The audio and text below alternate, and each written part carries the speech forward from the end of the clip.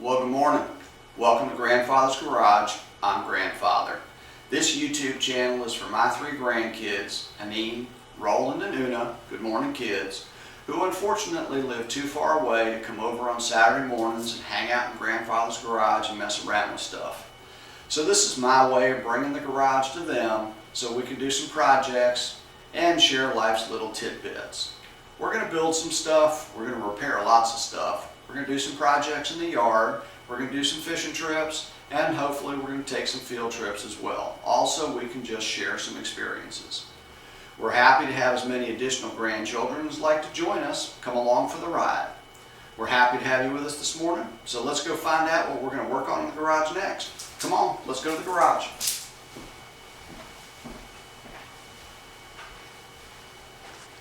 Good morning, everybody. We are harvesting honey today. We have 3 hives here, 2 of which are active. The middle one is not active. So, and we will zoom in. You can see the bees all buzzing around the bottom down there.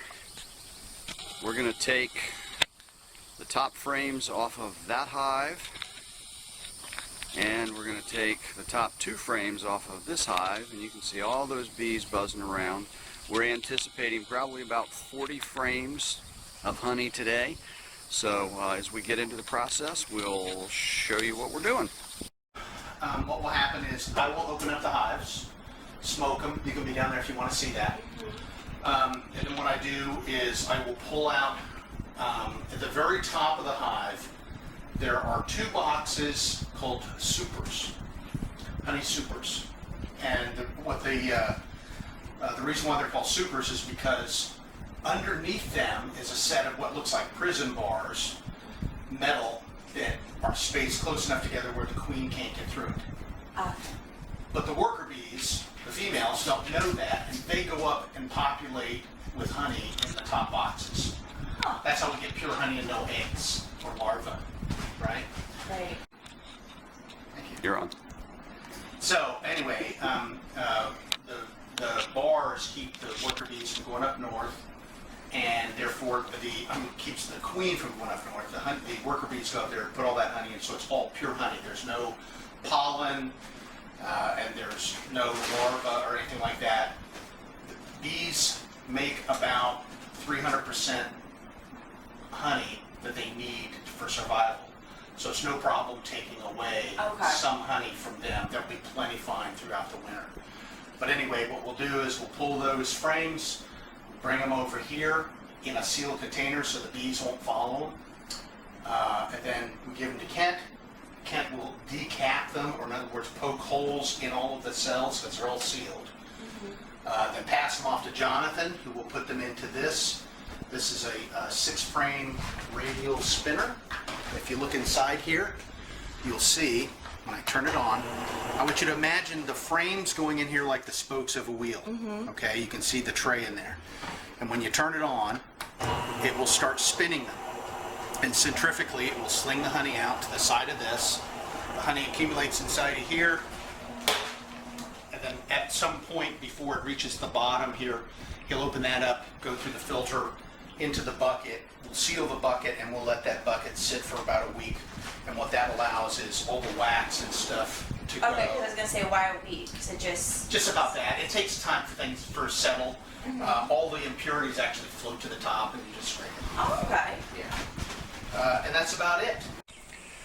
This is one of 6 frames that just came out, and you can see this is all the wax that's holding in the honey, and then behind that inside the honeycombs is all honey, and Kent is going to decap them. And what Ken is doing right now is he is puncturing all of the honeycomb with all of the wax, and when he does that, what's going to happen is all of that honey will then start to be able to come out when I put it in the spinner. So he's breaking the surface of all of the wax, and then he's going to put 6 of those in that bucket, and when I have 6 of them, we'll take them in and put them in the spinner, and the spinner will centrifugally pull all the honey out.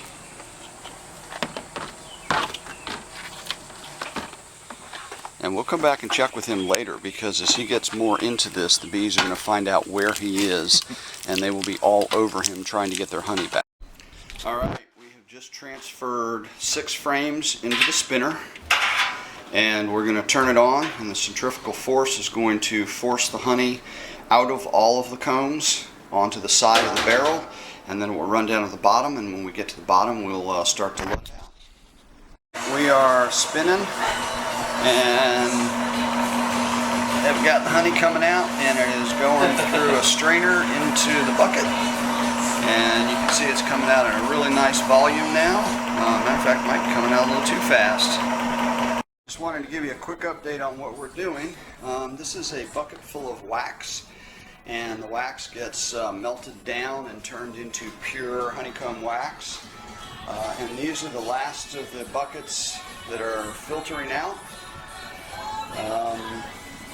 Wax is all that white stuff on the top of it, and the honey will kind of get down on the inside of it. We've got a good 5-gallon bucket there, and this one's about 2.5, 3 gallons by the time it's all said and done. So that's 8 gallons of honey, and looking good. So we're kind of at that final cleanup stage, and then we'll let the honey all sit for a while, and then come back at a later date and do the bottling. So that's what we look like so far. This is the aftermath of cleaning out the honey from the hives, and the wonderful, really cool thing about this is the bees do all the cleanup for you. So what you see here is the spinner, all the buckets, all the equipment, everything that we were using to harvest all that honey is all just sitting out here next to the hive, and there are the bees all kind of getting ready to take care of everything because we messed up their hive.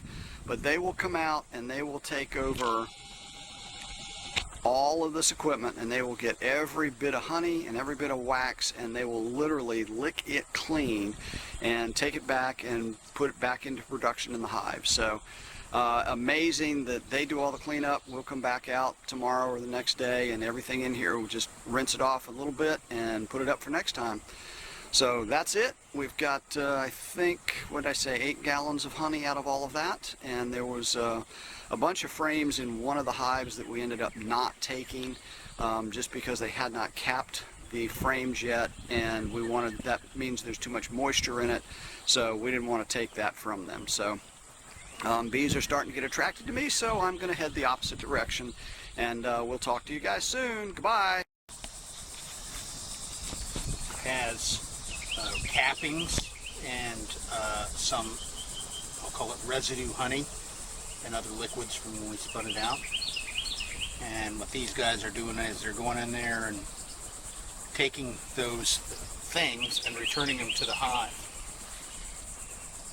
There's some interesting bees in here. Try to get one.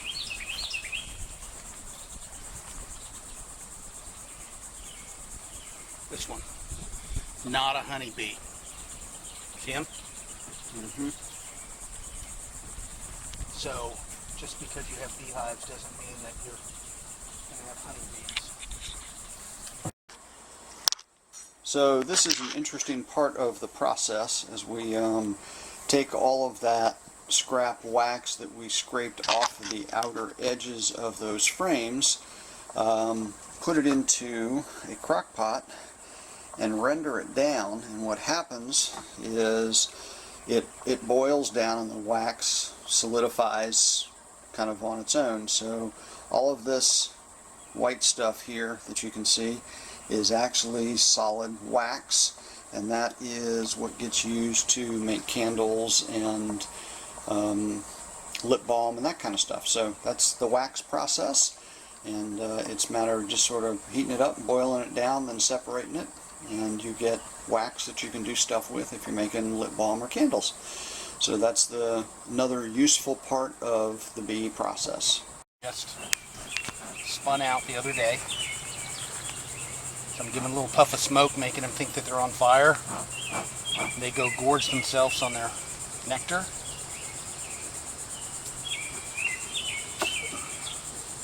And just from the other day, See these pieces of wax were here? That's all new on there. That was all cleaned up by me. And of course, these frames were spun empty just the other day and put back in, and when you spin them, they get torn up. And you can see that they've already resealed and started to put new honey in there. That's a significant amount of honey already back inside of this frame. So that's really good. Look at that. All of that is new capped honey over the last 5 days. Let me just take a look real quickly. These little things right here are beetle traps. They're designed to have hive beetles fall into them, and they drowned in a pool of cooking oil. But you can see there, they've already reconstructed from where Kent was rolling and decapping. They've gone through, they've actually put honey back inside these and recapped them there. Good, really good.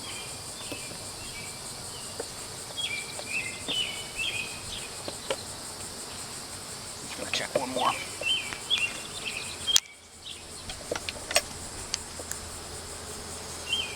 Same thing. A lot of bees. All of this was cleaned off last week, so this is all new wax from them. All of this. And when bees fill honey on frames, they like to do the sides and the top, and they work their way down. If a queen was able to get up into this level, which she's not, eggs and brood would be in the centerpiece.